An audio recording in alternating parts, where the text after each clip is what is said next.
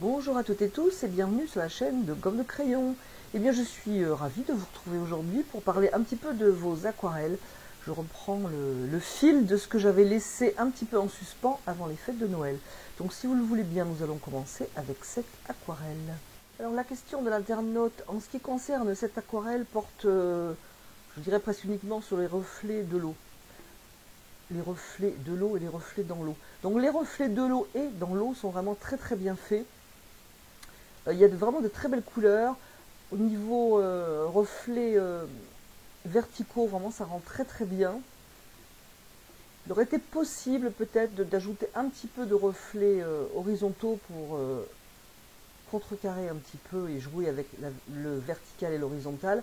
Alors ici effectivement on a des lignes plus claires à l'horizontale et c'est une bonne idée. Mais on aurait pu jouer aussi donc avec ces très belles couleurs qui donc descendent comme ça à la verticale. C'est très réussi.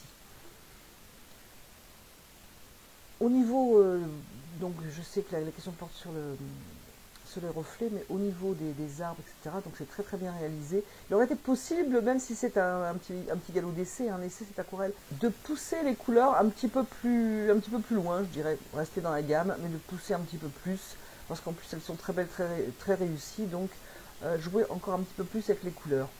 Mais bon, effectivement, j'ai bien compris, le sujet est le reflet dans l'eau, les reflets dans l'eau.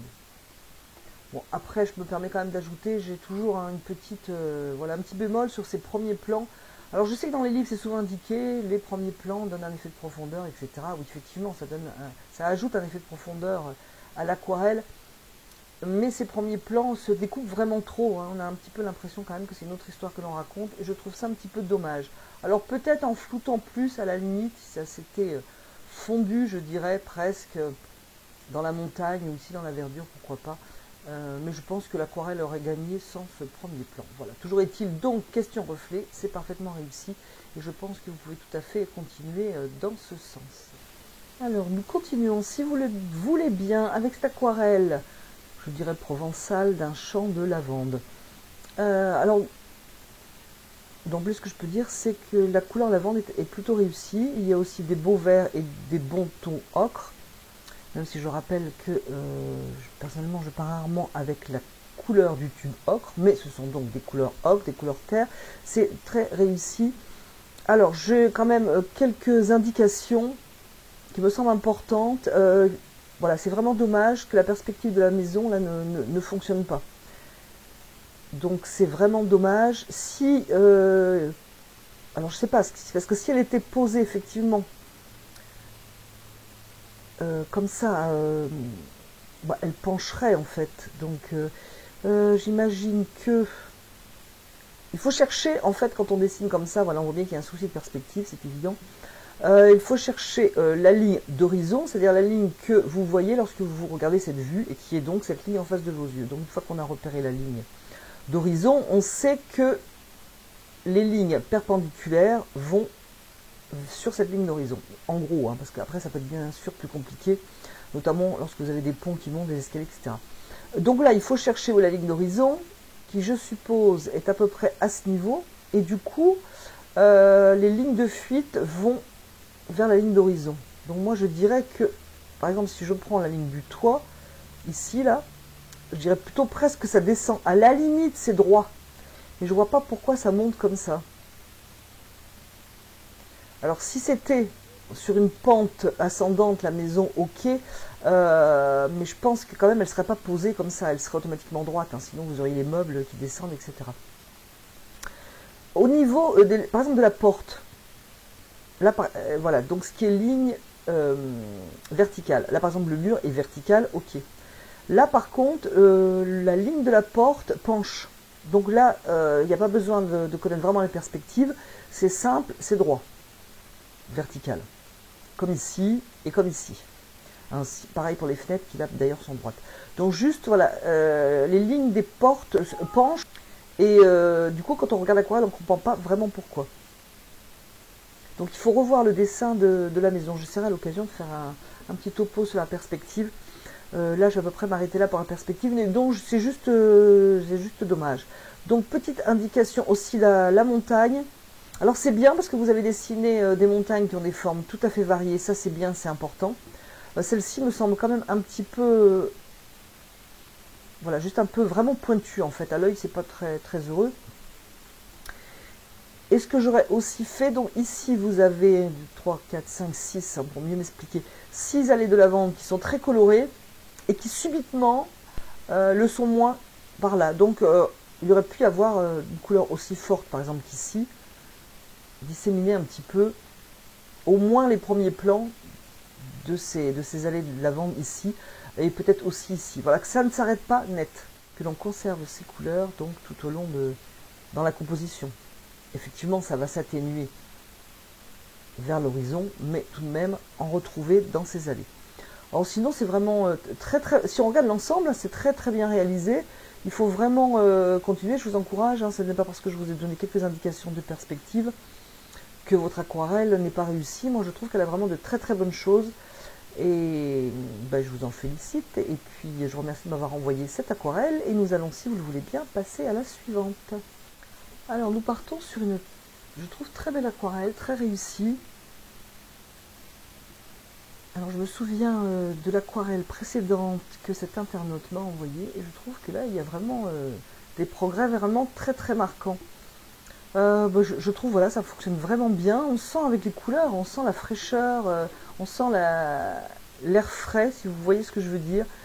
Un air presque bleuté, donc c'est vraiment très réussi.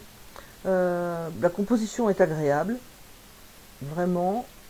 Les arbres, ça fonctionne. L'eau, ça fonctionne. Voilà, j'ai presque envie de vous dire, eh bien écoutez, passons à la suivante. Je vais quand même donner quelques petites indications.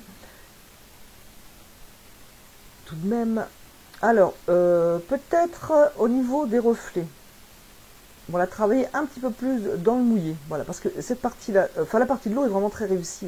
Au niveau ici des reflets, ils sont un peu opaques. Alors le côté opaque fige un peu les reflets en fait. Il aurait fallu donner un petit peu plus de légèreté avec une couleur plus transparente, justement pour gagner en effet de reflet, et au minimum les flouter un petit peu plus, pour toujours donner un effet de reflet. Enfin voilà, c'est pas grand chose.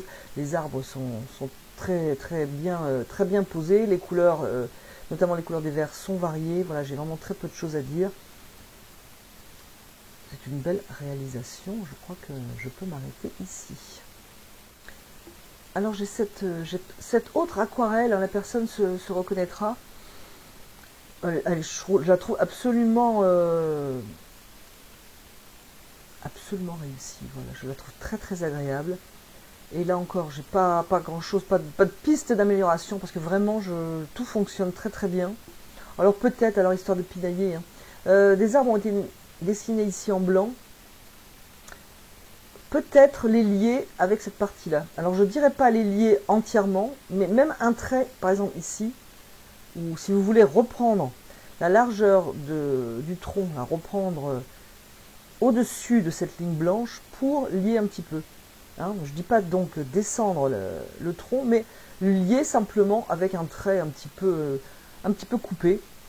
Sinon, vraiment, je la trouve sublime. Voilà, c'est tout ce que j'ai à dire de cette aquarelle et je vais donc passer à la suivante. Nous voici donc avec un paysage. Donc, et là aussi, je remarque beaucoup de progrès avec cette aquarelle par rapport à la précédente. Donc, je tiens à le dire. Je trouve que c'est vraiment... Vraiment, ça saute aux yeux ce progrès, donc je vous encourage à continuer parce que vraiment c'est très bien. Alors au niveau de l'horizon, c'est franchement, ces montagnes qui s'en vont au loin, là c'est parfaitement réalisé.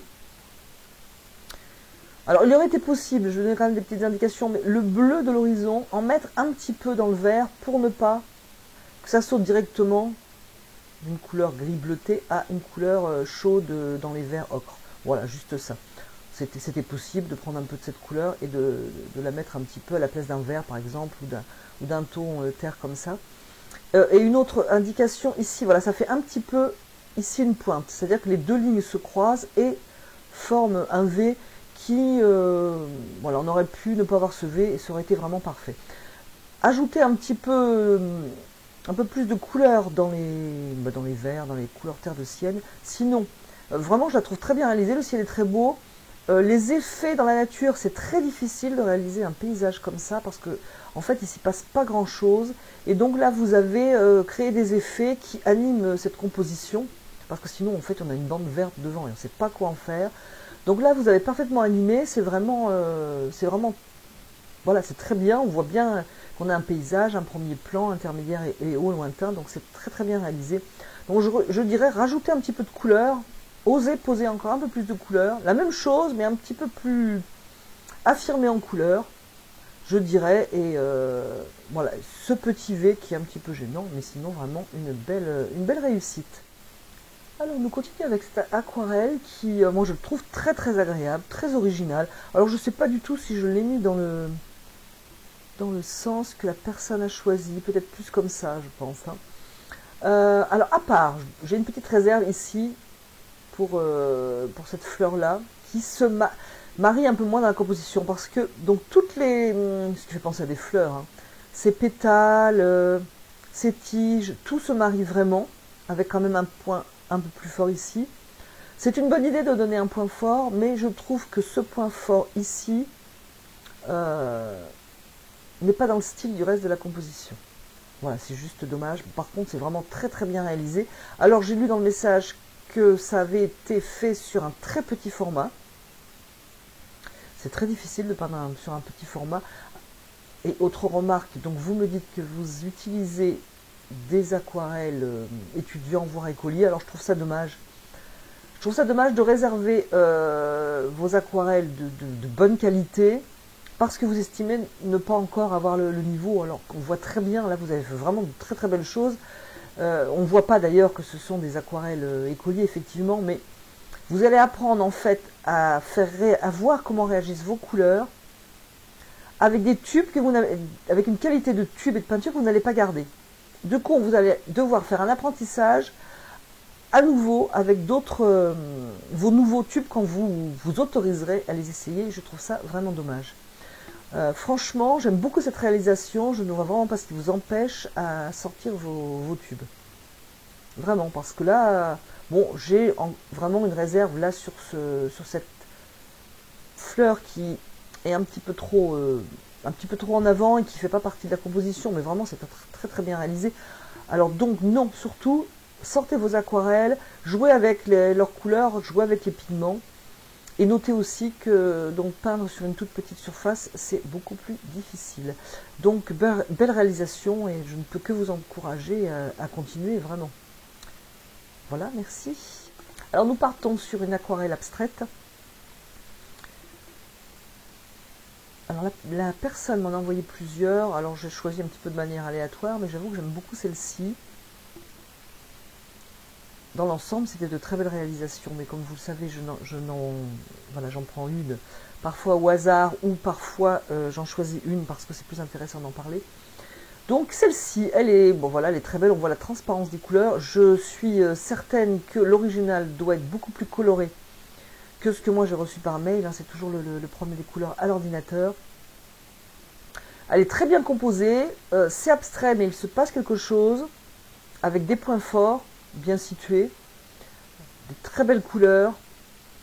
Enfin, moi j'aime beaucoup les effets, je trouve que c'est très bien réalisé. Il y a des belles réserves de blanc, enfin réserve, peut-être que le papier n'a pas été réservé de la couleur, mais en attendant on a des belles formes blanches qui fonctionnent très très bien, avec des ouvertures judicieuses, la ligne n'est pas droite. Les couleurs sont belles, transparentes, se marient très très bien. Encore une fois, là je ne saurais que dire, à part vraiment de vous dire qu'elle est vraiment très très belle. Alors je sais que j'ai fait une vidéo d'après Léna, je suis désolée, je ne me rappelle jamais le nom de famille de cette personne des pays nordiques qui peint avec une carte bancaire et qui fait de très belles choses. Je retrouve, si vous voulez, effectivement la technique de cette personne, mais voilà, c'est un travail très très personnel. C'est assez léger en couleur, mais personnellement, moi j'aime bien, c'est pas lourd, c'est très très beau, vraiment. Une très très belle aquarelle et je vous en félicite. Et merci pour votre envoi.